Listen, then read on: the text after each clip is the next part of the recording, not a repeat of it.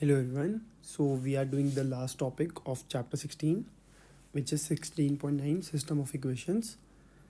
16.10, that is implicit function. This is not a part of your course. Okay, so you are not bound to study it. Okay, now moving forward, degrees of freedom. In chapter 14 हमने पढ़ा था what is degrees of freedom. It was the number of variables that we can choose freely. ठीक है, हल्का फुल्का भी idea हो तो. And we studied about superfluous equations as well. अब if you are not able to recall it तो इसको रिवाइज करना दोनों topic.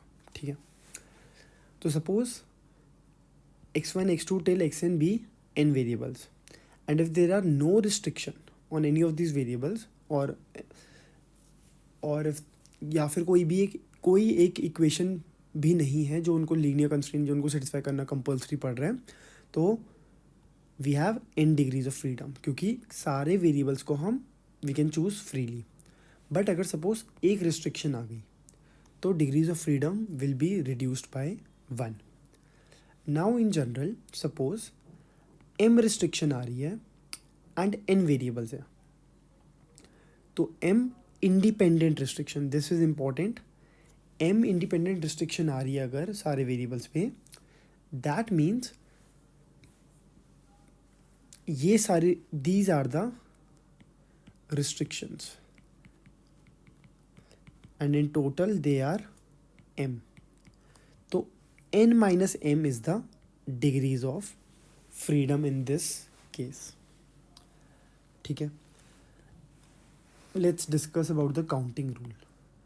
What the counting rule states is कि तुम पहले नंबर ऑफ वेरिएबल्स काउंट कर लो जो n आ रहे हैं, then number of independent equations count कर लो जो m आ रही है.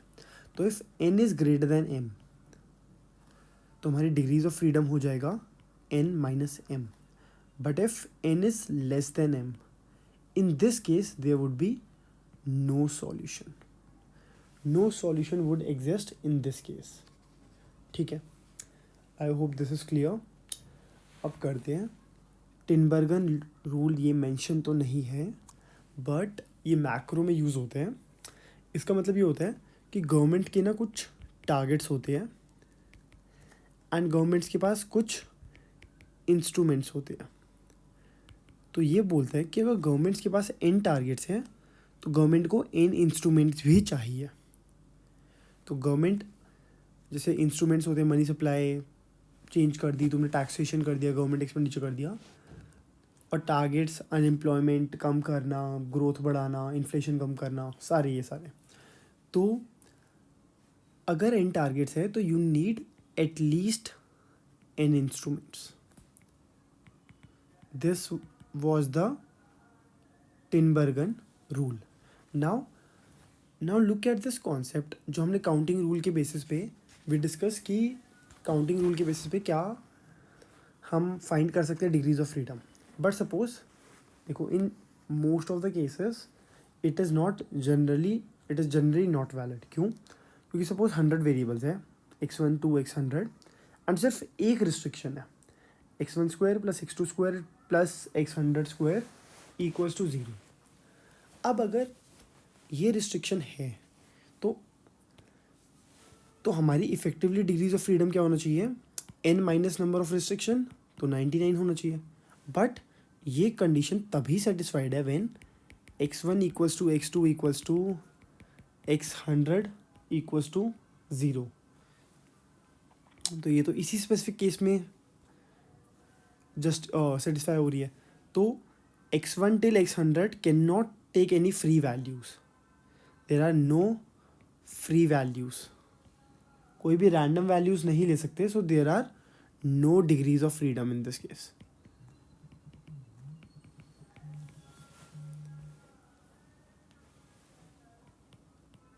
Okay, I hope this is clear. Now अगर कोई सिस्टम ऑफ इक्वेशन है, ठीक है,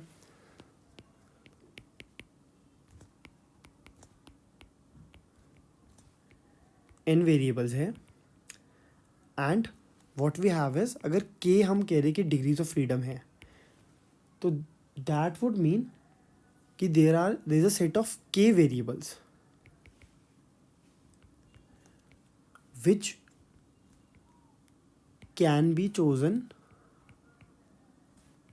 freely and n minus k are dependent on what the values of these k variables are. ठीक है, तो k वेरिएबल्स को तुम रैंडमली चूज करते हो एंड उसके बेसिस पे दीज n माइनस के गेट यूनिक वैल्यूज. तो जितने वेरिएबल्स को तुम रैंडमली चूज कर सकते हो that is the degrees of freedom. ठीक है, जैसे अगर डिग्रीज ऑफ फ्रीडम 3 है तो मतलब 3 वेरिएबल्स की तुम कुछ भी वैल्यूज ले सकते हो. You can choose the values to be random. Now अगर हमें काउंटिंग रूल चाहिए कि काउंटिंग रूल शुड अप्लाई, तो इसका एक क्राइटेरिया है that counting rule will apply when the row vectors of the quotient matrix are independent. Row vectors of the quotient matrix are independent. तो इसी केस में it is possible. ठीक है, अब हमने डिस्कस कर दिया m अगर n ग्रेटर देन m है तो डिग्रीज ऑफ फ्रीडम कैसे हो जाएगी, अगर n लेस देन m है तो there would be no solution. But अब if n equals to m है तो in this case what we can see is, मतलब जो नंबर ऑफ इक्वेशंस है उतनी ही रिस्ट्रिक्शन है. तो अगर हम बहुत इजी वर्जन ले, 1 इक्वेशन एंड 1 रिस्ट्रिक्शन, तो इस पे देखते हैं. इसमें we can have multiple cases such as x square plus 1 equals to 0 और x minus 1 equals to 0. एक ही रिस्ट्रिक्शन है.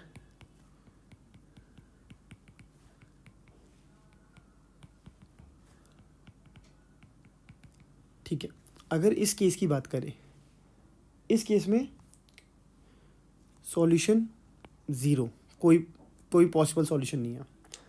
इस केस में there is unique solution which is 1.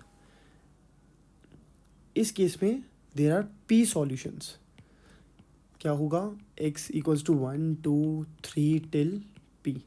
And इस केस में there are infinite solutions.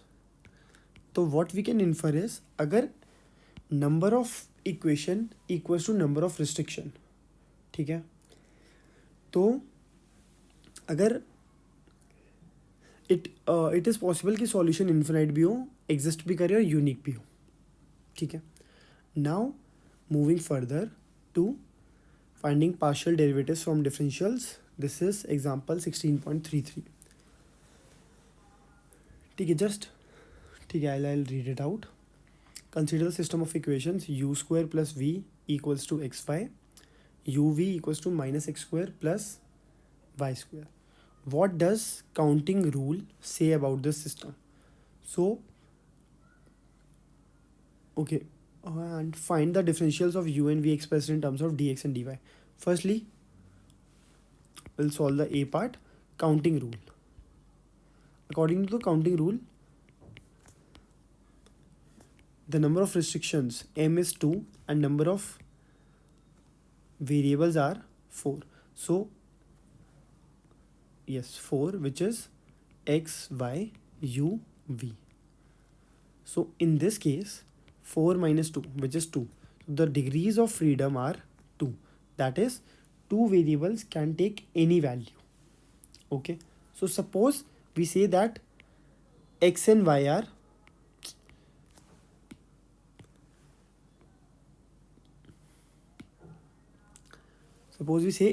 x and y are fixed. There's some fixed values for x and y. Then the equation would become in the form of uv, and x and y की fixed है तो as it is आ जाएगा.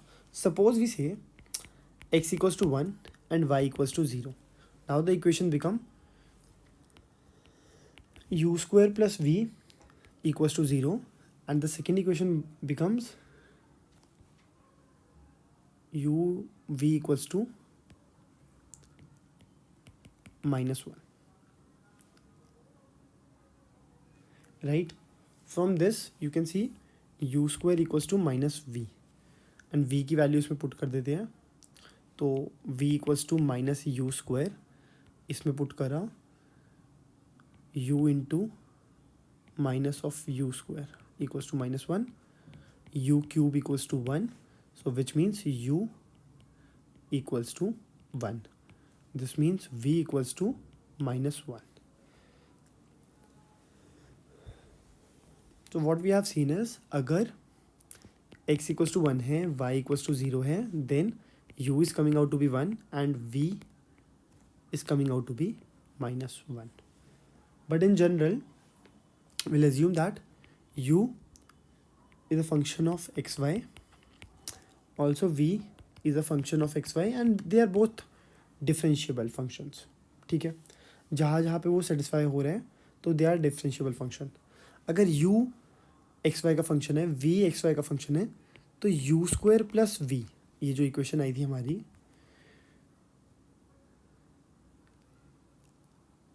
तो ये भी x Y का function होगा. Similarly u into we भी एक्स वाई का फंक्शन होगा.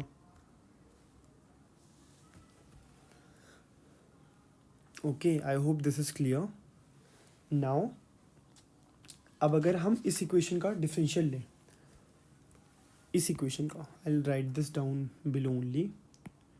सो the equation is U square plus V equals to what was the equation, X Y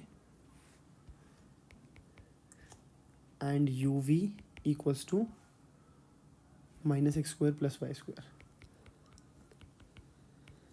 now अगर इसका डिफरेंशियल लें, so what it would be 2u du plus 1 into dv. This is equals to, same हम product rule लेंगे, it is y dx plus x times dy. Second equations का हो जाएगा v du plus u dv, this is u dv equals to minus 2x dx plus 2y dy. This is total differentiation. Now look at this property of, ये हमने last class में करी है, invariance of differentials. तो it doesn't matter क्या वो composite function है या फिर कौन सा इंडिपेंडेंट वेरिएबल्स है, तो इससे it doesn't matter that, it doesn't matter, this system would be true irrespective of what the independent variables are. Independent variables are, ठीक है मैं लिख देता हूँ क्योंकि नोट्स भी जाएंगे, irrespective of what the independent variables are in A, the system is valid, the equations are valid.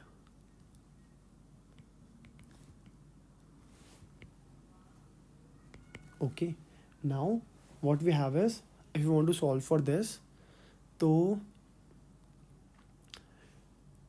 ठीक है, so since you want to, you are supposed to find it for du and dv, basic substitution से भी हो जाएगा ये. ठीक है, if you want to use Cramer's rule, book में क्रेमर्स रूल दे रखा है, like they have written this as a into D U plus b into D V equals to c. So a would become 2u, b would become 1, c would become y dx plus x dy. Similarly, the next equation is d du plus e dv equals to f. ठीक है, तुम कैसे भी solve कर सकते हो, ideally substitution से कर दोगे इसके बाद, तो it would be far more easier. So I am not doing the calculation, I am giving you 2 minutes to solve this on your own.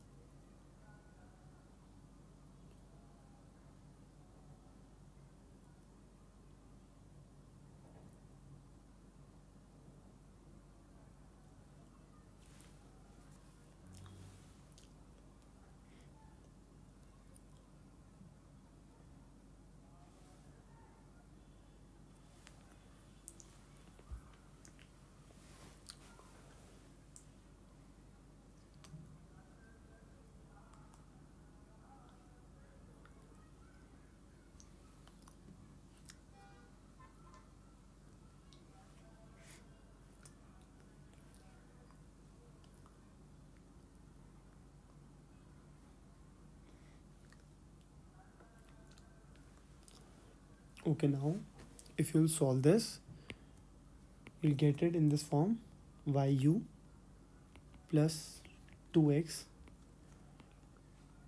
Okay, I'm not doing the calculation. This is the thing that you can yourself do. Xu minus 2y upon 2u square minus v into dy, and dv is coming out to be minus 4xu minus yv upon 2u square minus v into dx plus 4u y minus xv upon 2u square minus v dy. So this is what we are getting. Now the b part was find the partial derivatives of u and v with respect to x and y.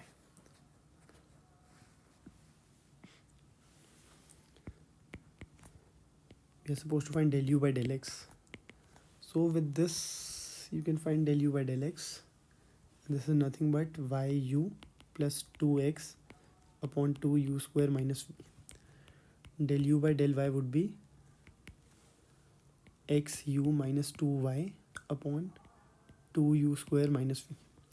Similarly, del v by del x would be minus 4xu minus yv upon 2u square minus v in okay, that's it. And del v by del y would be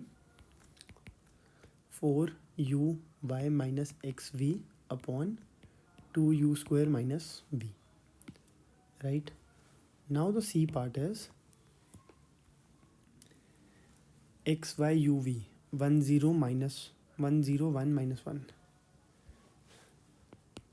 Xy is to 1 0, and it was 1 0 1 minus 1 satisfied the system if x naught equals to 1 is increased by 0.01, y naught by 0.02. Okay, 1 0, I forgot again. xy 1 minus 1. And what they are saying is x naught, x is 1, y is 0, but dx, so it is changing by 0.01, and dy it is changing by 0.02. So now they are asking what would be the value. They are asking if this is changing by this, what is the new value of u. We need to find the new value of u, right? So we have the approximation that u x plus dx y plus dy. So this is approximately equals to u xy plus du. So this is the change which occurs due to change in this, and this was the original value. ठीक है, तो इससे हमें final value मिल जाएगी. Now we know this thing, right? तो u x is 1 plus 0.01 comma 0 plus 0.02, this is equal to, now how do we write this? This is 0 1 0 and du. Now du is u1 dash at the value 1 0 into dx plus u2 dash the value at 1 0 into dy. So plus u1 dash 1 0 dx is 0.01 plus u2 dash 1 0 dy is 0.02, right? So u at 1 0, this is 1 only, xy uv, so this is approximately equals to 1 plus u1 dash. So u1 dash at 1 0, u1 dash is this del u by del x. when y is 0, this term would become 0 plus 2 upon u is 1, so 2 minus minus 1 plus 1, so 2 by 3. u1 dash is 2 by 3 into 0.01 plus u2 dash. X is 1, u is 1, y is 0, so 1 upon 2 plus 1 3, 1 by 3 times 0.02. So you will see this is coming out to be, you can use the calculator if you want. 1 by 3 plus this would be approximately equals to 1 plus 0.02 divided by 3 into 2, so 0.013333, so which is approximately equals to 1.01333, right? So this is the value of the new u. But अब ये देखो, अब directly हमें u अगर निकालना पड़ता given this question, तो it would have been very difficult. Okay, now moving forward to the, ठीक है, I don't know why is this hanging.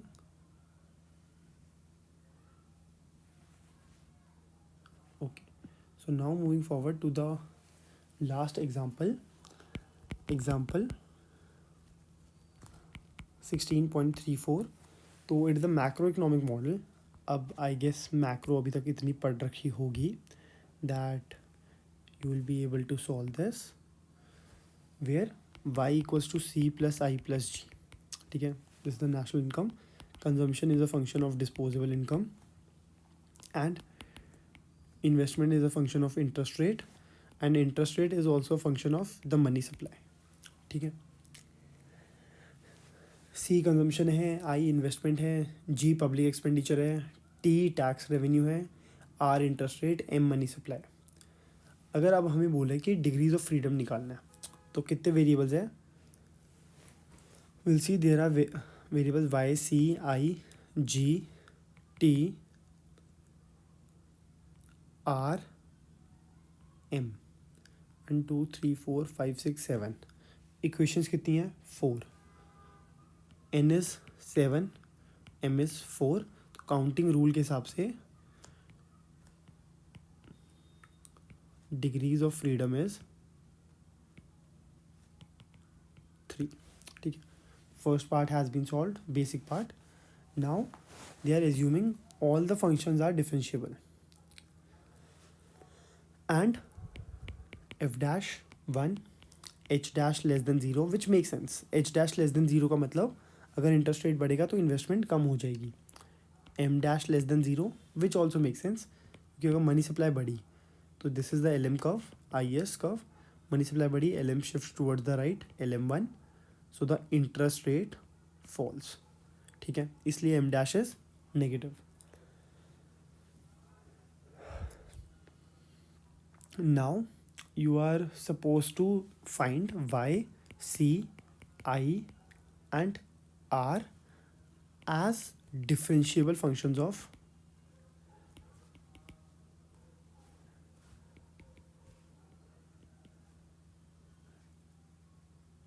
m, t and g.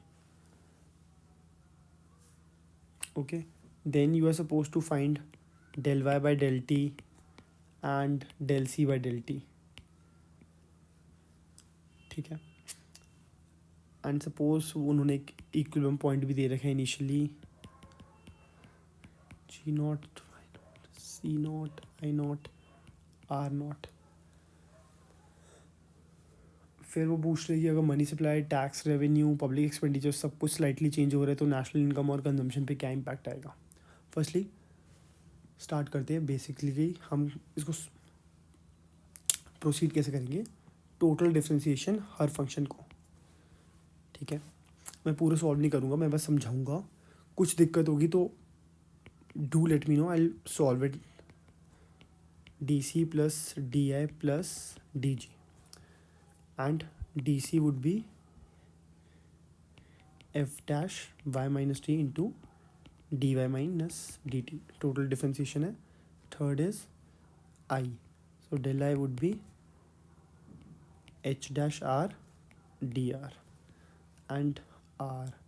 So dr would be m dash m into dm. Right. तो ये सारी values हमारी आ गई. Now if you put this equation into this, so we'll get di equals to h dash r times m dash m into dm. Right. बस value substitute कर दी. Now इस di की value, use this di value here.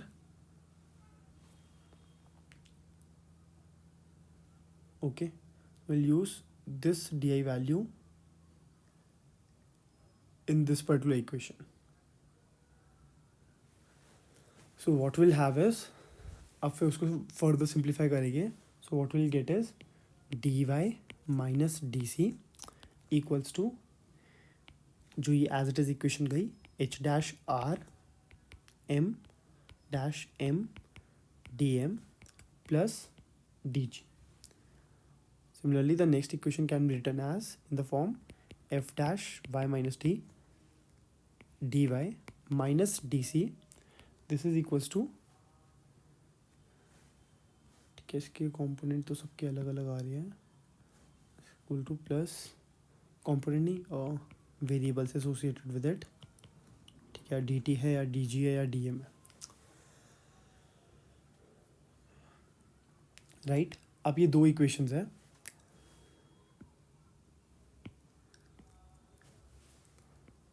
The right hand side left hand side variables are dy and dc.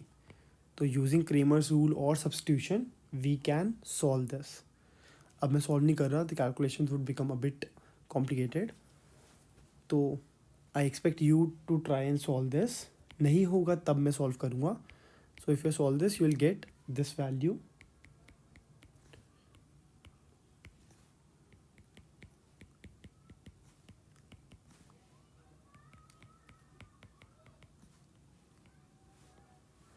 And similarly, correspondingly, you will get for the value of dc as well.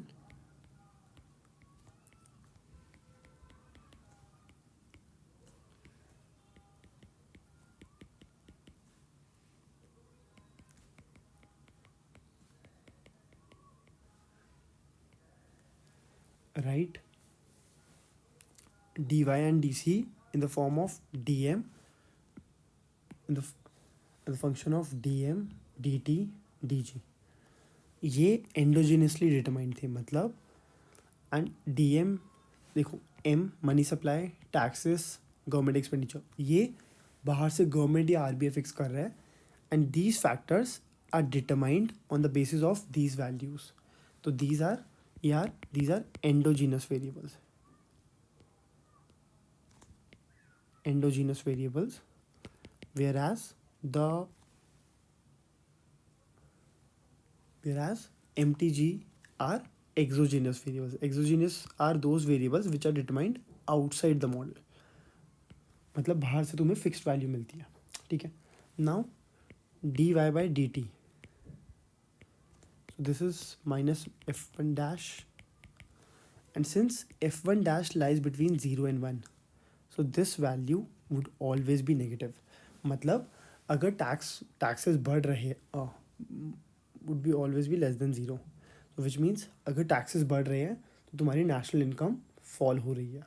ठीक है.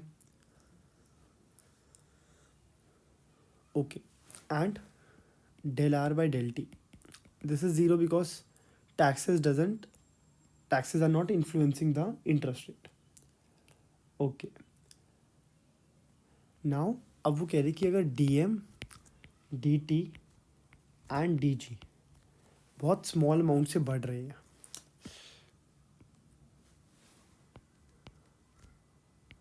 अगर ये बहुत small amount से बढ़ रहे हैं तो व्हाट वी हैव इज, तो चेंज इन वाई कितना होगा, तो चेंज इन वाई हमें पता है वाई एम नॉट बड़ा डी एम से,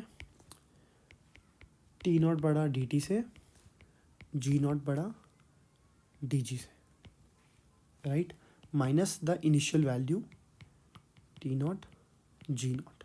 So this is nothing but equals to dy. Similarly, we can find it for consumption as well. dc by dt भी निकल जाएगा. This dc by dt is also this value, which is less than 0, which means अगर taxes बढ़ेगी तो consumption fall करेगा, and which makes sense. Okay, so with this we are done with chapter 16. Only chapter 17 is left, and I'll try to complete this by end of April, so that you have ample time to study. Okay, and then we'll do the proofs अगर कुछ important topics के बचे होंगे, and then we'll try to solve past years. ठीक है, okay.